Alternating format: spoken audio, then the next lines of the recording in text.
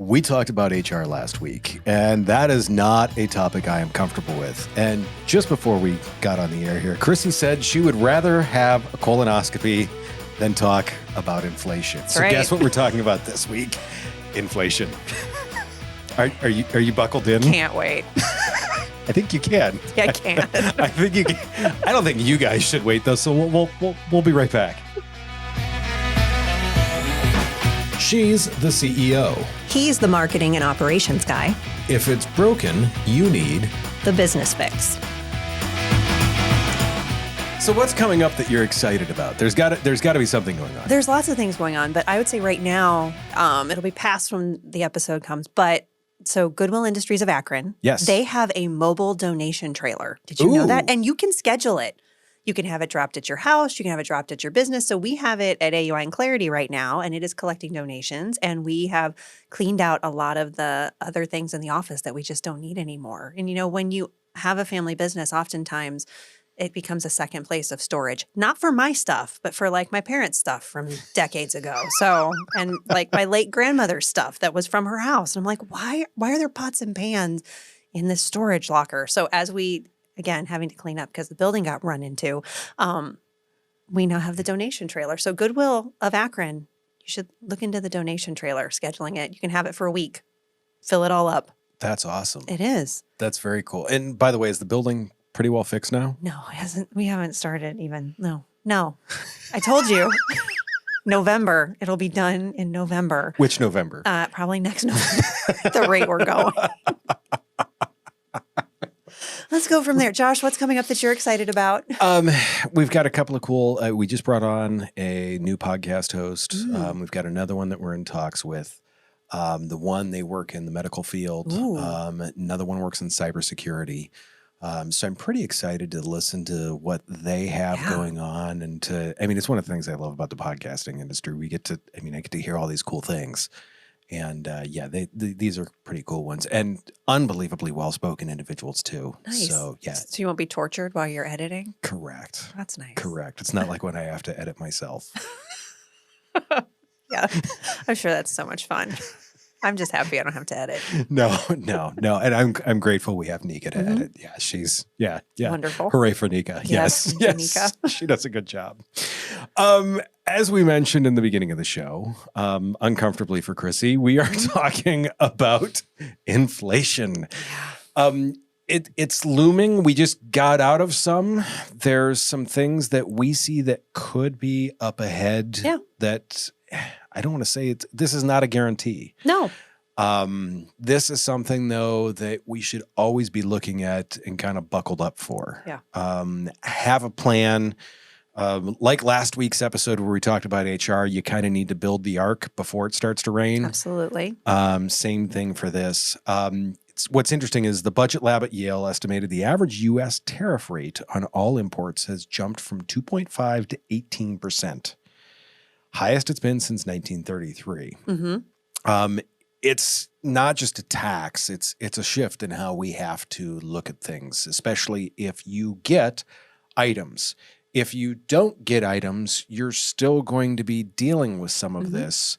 If you're in the services side of things, you're still going to be dealing with some of this because some of the people that you work with may be getting items Your from clients, overseas, absolutely. things of that nature. So there was a couple of numbers, under half, 48% of small businesses still name inflation as a concern. This was in the Q2 quarterly spotlight published by the U.S. Chamber of Commerce. So we realize that's one of the reasons why I wanted to address this, much to your dismay. That's okay. 60% of small businesses have been forced to increase their own prices over the past year. Now, we know inflation has come down. The rate of inflation has come down. But it's something that, like I said, it wouldn't take much for that fire to reignite. Yeah.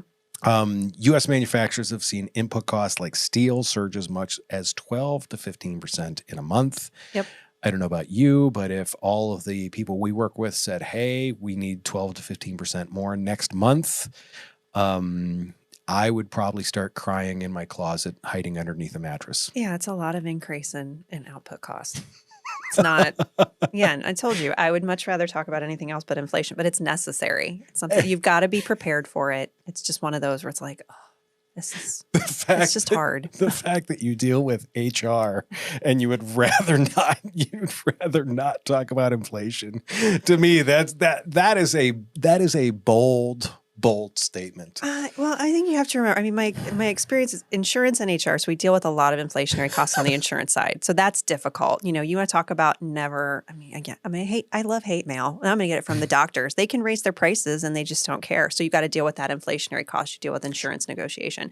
But the other part is, Josh, I managed a company that was in receivership. So another organization that was in Texas. And so when we talk about inflation, we talk about tariffs, we talk about all the different, like the fluctuation of a commodity cost in dealing with the energy sector, which was what I was in. I think that's it. I get some more of that. Like, I can deal with it. I just don't like to talk about it. It's not my favorite, which is okay, but we're going to talk about it. It's like you're turning into a guy. Yes. We deal with things. We don't talk about them necessarily. We'll just pretend that they don't exist. Yeah. Tariffs can directly jack up costs. Mm-hmm. And when we think of inflation too, we think of, be it just the devaluation of the dollar. The dollar has had its worst year at this point since, I believe it was 72. Yeah, it's been a while. So 40, 50 years. There's a lot of people that are scared to raise prices. And I fully understand that because when you go to everyone's like, I'm already strapped. Now, granted, I don't think I've ever talked to anyone where they're like, they weren't strapped. Everyone wants more. I get it. Correct. And they want you to do, and you need to do more with less, and you need to figure out how to be more efficient. Right. So, yep. One of the reasons why I wanted to cover this, we both listen to the same podcast. Mm-hmm. And one thing that I find that's interesting is over the past 20 years, we have not dealt with when it comes to a lot of things economic. Yeah. Especially if you look at the Great Recession, okay, that was 15 years ago. Well, 16, 17 years ago. So we're coming up on 20th anniversary here of that. So most business owners have not dealt with and this to me is something that could be an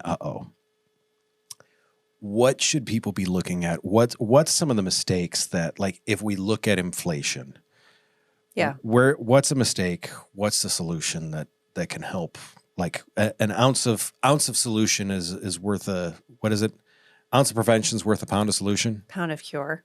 Something like that. Yes, that's of prevention is worth a pound of cure. Yes. You're gonna have the better sayings than I am this episode. I'm gonna try.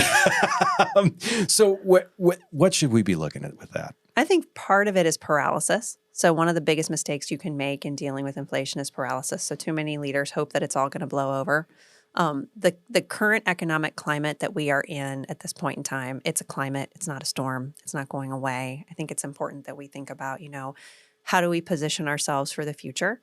Not to get so bogged down into what's going on today that we forget that we need to plan for 2, 5, 10 years from now. So it's like, don't just live in paralysis and go, I'm just going to wait for it all to pass. You've got to make decisions. The second one I would say, and I think this can be you too from an operations standpoint, you go into cost-cutting mode. Right? I see it all the time. Second mistake, go into full cost-cutting mode. You can't shrink your way to greatness. You can't. Instead of asking, where can I cut, kind of ask, where can I create more value? Now, here's what I will say. If you have never done an efficiency study or you've never worked within your organization and itemized and actually analyzed your expenses, then you may actually be able to cut yourself a little ways to greatness. Sure. If you've never done it. But if you are constantly, or it is something that you pay attention to frequently, I think it's not possible. Like, I know in our organization, we cannot cut our way to greatness. We can't, because we run pretty lean as is. We have some, we have inflation built into some of the things that we do. We have increased our prices in the last year, in part because you're dealing with the swings of labor, but then also those service businesses that don't think anything that they do is impacted by inflation, you're in denial. Because, like, do you pay for energy? Do you pay for electricity? Do you have your gas prices? Are you paying for fuel? Do you have corporate cars? Like, there's so many different things within your organization that you're dealing with. And the same thing with inflationary costs around people. I was just going to say the other thing is too, is if you don't think inflation affects you and you have any employees at all, those employees, the inflation is going to affect them. Yes. I eat 6 eggs for breakfast every day. Everyone was talking about the price of eggs. You were dying. when I am paying $5 for breakfast that I have to make at home. Yeah. Yeah. And I mean, your employees feel that. They do. Yeah. I love the cost cutting mode. You can't cut your way to greatness. We can all trim down a little bit. Absolutely. But in the same sense, you still need some fat to survive. You do. If you don't have some fat there, if you go without a meal for a day, you're done. Yeah. You be done. Like now. Yeah, no. And I love how you said that, can I create more value? That is it's finding ways, to treat your clients better, to work with customers better, and once again, the thing that I like about some of the cost cutting stuff is if you look at that from an operational efficiency standpoint, you may not necessarily find these big cost cutting things, but you can find some efficiency things. Yes, absolutely. And those can be a big benefit to both you and your customers. Yes. Now, the flip side of that is what I've seen a lot of operations managers do is they push that efficiency thing to the point of Amazon where you can't pee. That's a problem. That is a problem. Especially with HR. It's not just a... Right. See, we brought it back to HR again. That's a public health problem too. But they push that efficiency to such a degree that now, and what's so funny about it, they look at these KPIs of saying, well, we can push for this much more efficiency. There becomes that, first off, that the point of diminishing returns. Correct. Where if you get someone 10% more efficient, they're probably going to be 50% more likely to leave. Yes. And then where are you? So that is another piece of that like I said, to look at your efficiencies in that is good. But to cost cut is, just like, hey, we're going to switch cable providers because we can save $4 a month. Yeah. Or we need to reduce our expenses by 25%. I'm not going to tell you what to cut, but you just got to do it, figure it out. That one from an upper management going to middle management, that can be it can wreak havoc in an organization. So if you're going to pick a number in a leadership role, know what number you're going to pick and why, and give some examples as to how they can potentially eliminate costs without, I've got to have a 25% reduction in costs. Okay, I'm going to get rid of 25% of my workforce.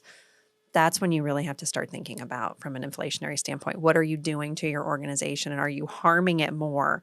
Because the time to prepare for inflation is any time, but really it's, do you have your lines of credit? Do you have your financial principles solid before you start dealing with some of these ups and downs? The other part I would say, there's an amazing opportunity in dealing with some of these financial issues, financial pressures that we're getting to innovate. So think about, what can I repackage? What can I do differently? Can I offer a premium version of something? Can I bundle it? Or not even on the product side, what can I innovate within my organization?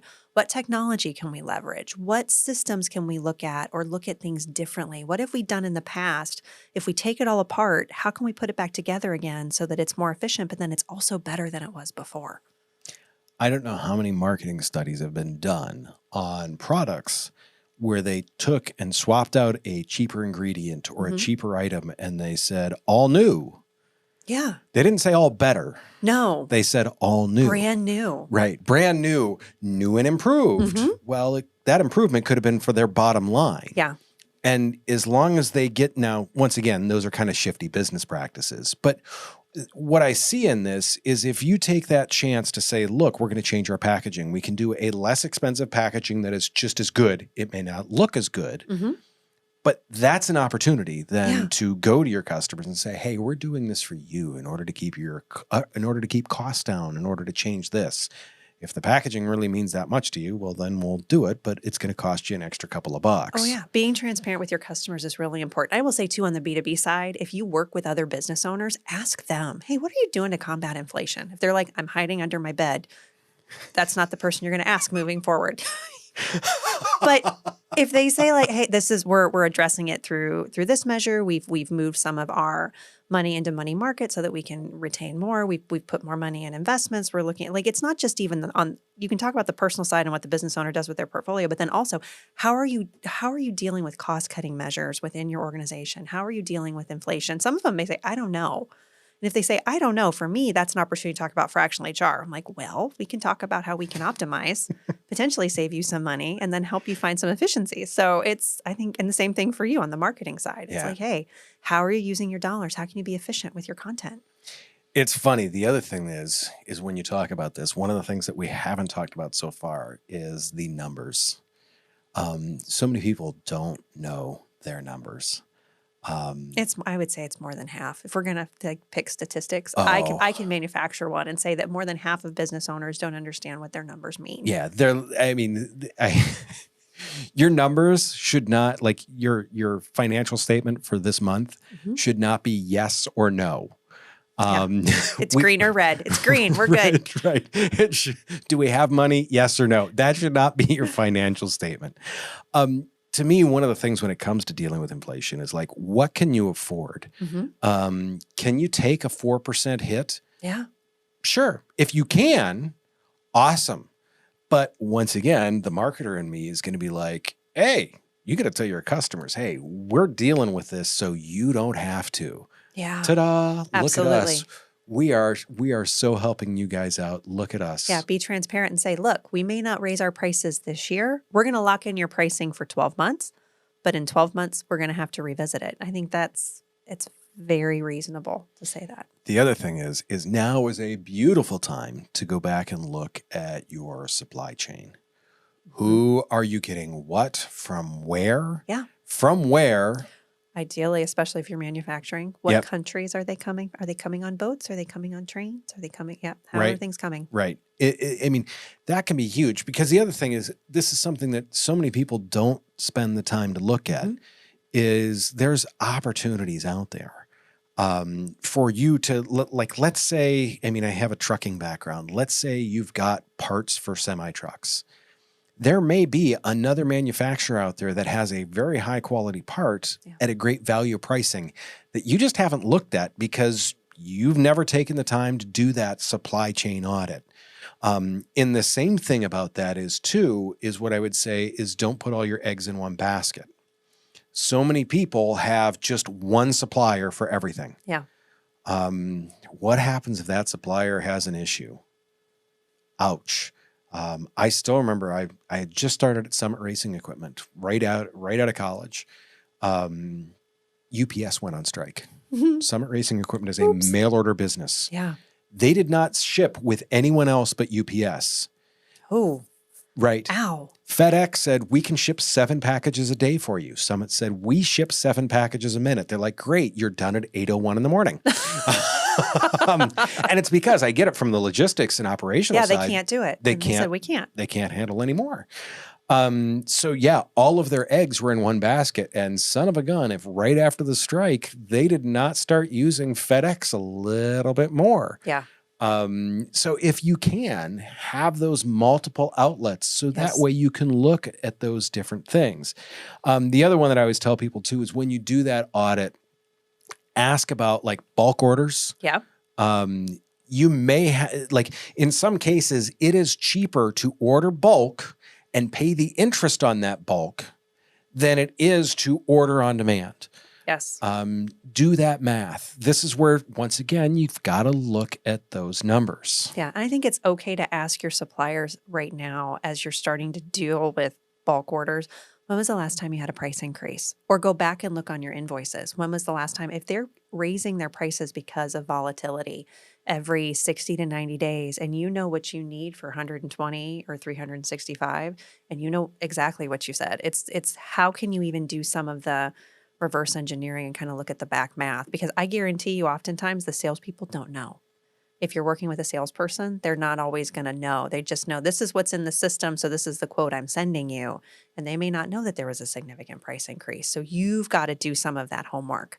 They also may have conveniently forgotten. I would conveniently forget if I was raising my price 40%. I'm not, but I've dealt with that in the past. It happens sometimes, especially with software. I will say this, if you're on a subscription for specific types of software, there have been significant increases that you may or may not be able to renegotiate. And so it's really important that you pay attention. Another one I will say, as someone who deals with a commercial building, is dumpster. They're like, we're going to charge you an additional 40% for your dumpster. I'm like, it's the same effing dumpster.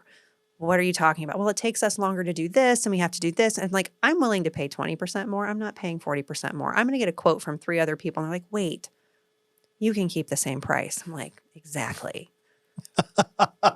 Thank you, dumpster company. You will be unnamed. Starts with an R.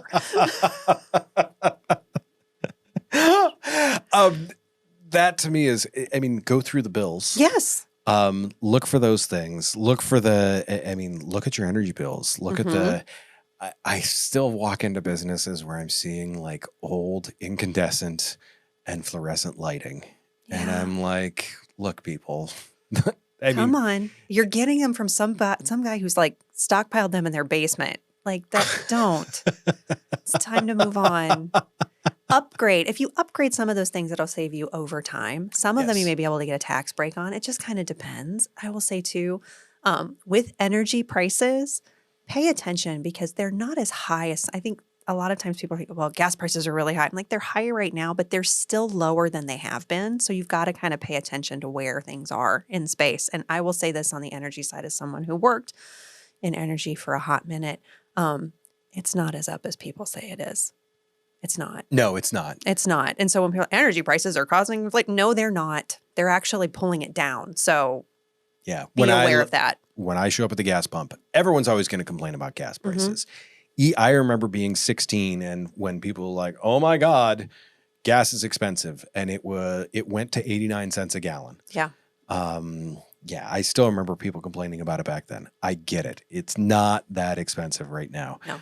Something else I want to touch on is look at your product mix and what is and what isn't making money. Yeah.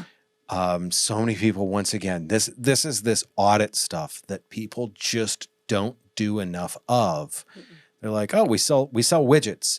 Well, if widget A makes you 30%, widget B makes you 5%, and inflation is going to suck up 5% of that, guess what? Widget B no longer makes sense to make. Exactly. People need to be aware of that and look at those types of things. To me, it is just a huge, huge piece of that. Too many people try and sell on cost, on that price. Yep. When you look at the pricing of stuff, I'm assuming you're looking at the cost. Yeah. But are you looking at the value for the customer? Absolutely. I think especially if in a service-based business, that's what you have to do. So it's a little bit different when you've got a different type of cost of goods sold. But for me, it's especially when you're dealing with, because we're B2B and we're small business, there's got to be a significant amount of upside or value for the why you're writing a check for thousands of dollars. You got to think about it. Yeah. Where does that return on investment come exactly. What am I getting? And then not just what am I getting, but then in addition, what is the additional value? Like I know I'm getting X, can I also get Y? So you've got to think as a business owner or as someone who's figuring out how to battle inflation, especially in a service-based business that, I mean, insurance isn't as optional. But HR can be optional because, people think Google and ChatGPT aren't going to save them money. They don't. They will cost you money in the long run, but that's fine. You can be wrong. Call me when you want to be right. Call Clarity, please. But it's really thinking about, what is the right thing long term. So do not miss. I'm going to have short term gain and then I'm going to have long term pain. Like you don't want that. You want it to be backwards. I asked a friend of mine about something, and he says he does role playing with the sales team. Yes. It's a great one. And it's so funny because I cannot do it. No? Well, if I am the customer, did you ever watch The Office? Yes. Remember that scene where Jim was Mr. Buttlicker? Yes. I turn into Jim. I am not a good role play guy because I turn into an absolute jerk. That's okay. I think it's okay for your sales team to have to deal with that type of personality, not all the time. But the questions, I think it's a really great, like it gives them perspective too. And it enables you to kind of see what your employee's doing, what your sales team's doing. So I mean, even if just be yourself, maybe not. Correct. Sorry, that was mean. It has not always served me well. But I think it's helpful. I think it could be really helpful. It 100%. And I get it. Yeah. And it's funny because from like when it came to the sales side of things, when I did some sales stuff, I was the technical guy. Mm-hmm. I was not the conversationalist. Imagine that. Okay. Right. There was always one or two salesmen that would come in, hey, how's it going? And I am not that guy. Yeah. As soon as they had technical questions about the product, I was the guy. Yeah. Well, I think it's okay too to flip the perspective of you be the salesperson and then you let the salesperson on your team be the business owner because they may be able to share, like, these are the things that they've been having issues with. And so I think it gives you the ability as someone who built the business, who loves the organization, and probably, I mean, theoretically, you may know more about the nature and the psyche of a business owner.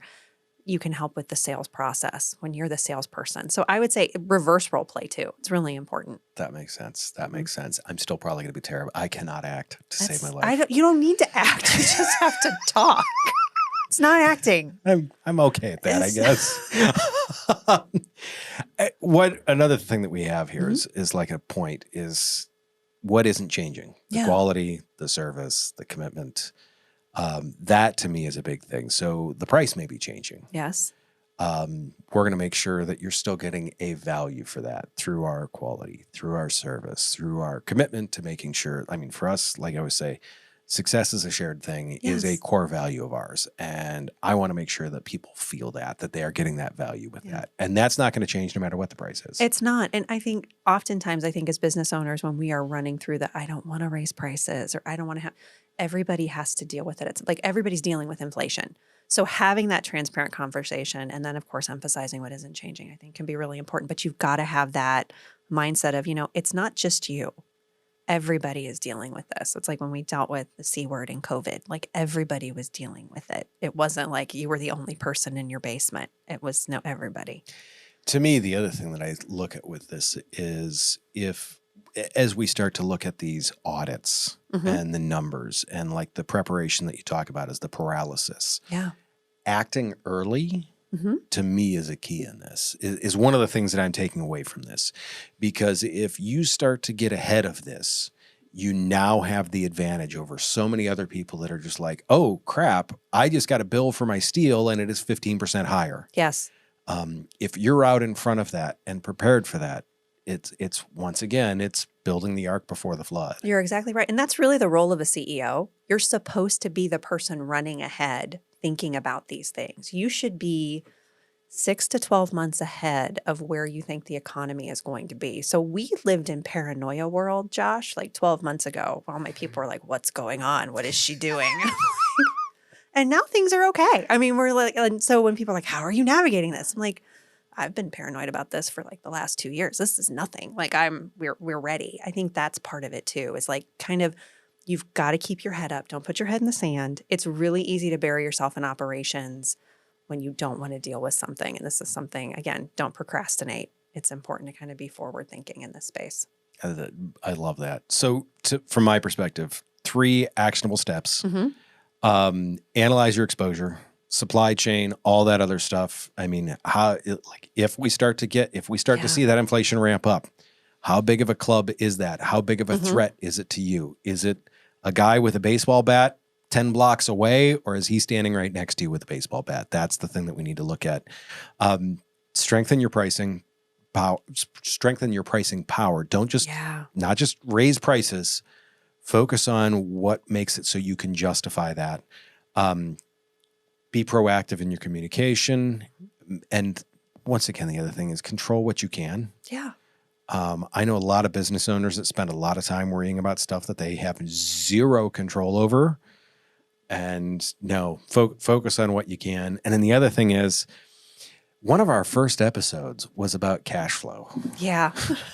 Have more than both dollars in the bank. Yes. And Also, a line of credit. I was about to and say, credit cards. All have the things. lines of credit. Like now is the time to go ask for that line of credit. If you had a decent month, go ask for that line Yes. of credit. Get that credit card. Yeah. I mean, I know you were heavily involved, I believe, in your business back in 2008, correct? Yes, I was. Um, Not our first economic downturn or challenge. I mean, 2008, no. 2013. We've Right. had, lots of them. Right. What are some of your steps of surviving that besides buckle up? Buckle up, Buttercup. I will say I got 3 steps. But before I start with my 3 steps, I want to say the other, like when you know your line of credit, pull your numbers together. We have this much left in a line of credit. Yes. We have this much left in margin on credit cards. When you see that number, it's like, oh, this is okay. And then we've got this much in savings. I think it's really important. You can delineate, okay, we've got $300,000 in an untapped line of credit. We have about $160,000 in credit card open. Like we don't even like pay them off every month. Okay. So, and then we've got about $200,000 in cash on hand reserve. So it's like, oh my gosh, I can survive for a really long time. I don't have to worry. So it's really, I think that's it. But okay, 3 steps to leading through economic pressure. I would say this: first, embrace reality. I hate the words new normal. So we just say, this is normal. Okay. This is what it is. Denial costs you twice. So just don't do it. So that's first, embrace reality. Second is shift from defense to offense. So where can we create more value and not just cut costs? And that third is over communicate. So loop in your team, loop in your customers. Transparency builds trust with everyone. And I think as you continue to communicate, it'll help you sleep better at night. You lean into that pressure and then it just becomes just another day. So economic pressure for me, it's challenging, but there's times where I go, it's Tuesday. It's okay. It's no different. Tuesday. It's Tuesday. Today's Monday when we're recording this. Yeah. Okay. And tomorrow will be Tuesday. It will be. It will be. At least I hope it will be. Otherwise, we've got other problems besides our business. Besides raising prices. Yeah. Give me something creative, non-price, that a service business like yours or like mine. Yeah. We can do to help protect and preserve our margins, as we know there's the distinct possibility that those around us will start doing other things. Yeah, it's just common sense. It's add value. Nice. So, that might mean offering an exclusive package. You add adding different conveniences for your customers, creating a VIP tier. VIP tier. Yeah. Oh, yeah. Yeah, there's different things. Like instead of having one price point, have 3. And then the psychology, you'll move to the middle tier. Yep. So it's like, how do we price things correctly, but offer more value? I think you can always add value. Yeah. So. It's funny how many, like you do the top and bottom line. Yeah. As those will be 10% of your customers. Correct. Other 90% is going to go right in the middle. Here's where I want them. Yep. All right. You ready? Yep. What's the single most important financial metric a business owner should be watching on a weekly basis during high inflation? To me, it's the input costs. Yeah. If you're buying things, if you have to buy things to survive, that that's your profit, that's your margin, that is the money that you are using to survive. Yeah. If that input cost number changes, you have to do that math that day. Can we survive this? Yeah. Does this still make sense? Because there's that big question is, does this make money? Mm-hmm. I still remember one of the first things they said when it was the first hour within 10,000 small businesses. They said, if what you're doing is not making money, doing more of it is not going to be better. That's correct. And so you have to realize if what you're doing is making money. There's services we've offered where when I look at the time involved, I'm like, oh, that's like a zero margin item. Yeah. We're not going to do that anymore. Right. And if that input cost changed at all, suddenly I would be offering a service that was negative dollars. Yeah.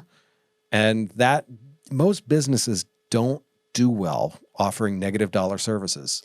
No, not for long. I will say though, if you've been in business long enough, you've been through some economic cycles, there are going to be times where you have a down year. 100%. A down year does not mean, oh my gosh, I am a horrible human being. Nope. I need to quit now, sell everything. if an organization is financially solid, it can sustain 2 down years in a row. Don't recommend it, but like you can do it. And so that's what I would say too, is like, just give yourself perspective. And, occasionally we're going to have a down year. We're going to have inflation costs. We're going to have different things happen. Lots of things can happen in your organization. You lose a key salesperson. Someone passes away unexpectedly, and now you've got a hole within your organization you've got to fill. So, down years happen. That's not what we're talking about here. We're talking about how to be prepared to keep yourself not in a down year, if you can help it. To me, it's looking for the opportunity in that. Yeah. And this, once again, is that opportunity to look at and audit those things and see what you need to do to make your business better. Because worst case scenario, if we don't get copious amounts of inflation, even if we get just a little inflation, maybe we get deflation. Yeah. You're still set up better than you were. That is the absolute worst case scenario. Exactly. You've looked at your business and you're set up better than you were beforehand. Yeah. You can be mad about all the work that you did to make your business healthy. That's fine. That's fine. That being said, I feel like that's a good way to end. Yeah. Now that we've done the full colonoscopy of our business, survived you inflation. knew I was going to bring Coming that back 180 degrees. Thank you for tuning in, Chrissy. Thanks again for the practical advice is what you're so good at with that. We've got more resources. You can find all the episodes at businessfixpodcast.com. Make sure you follow us on all the social medias at The Business Fix. A review and a subscription go a very long way into helping us reach and help more business owners.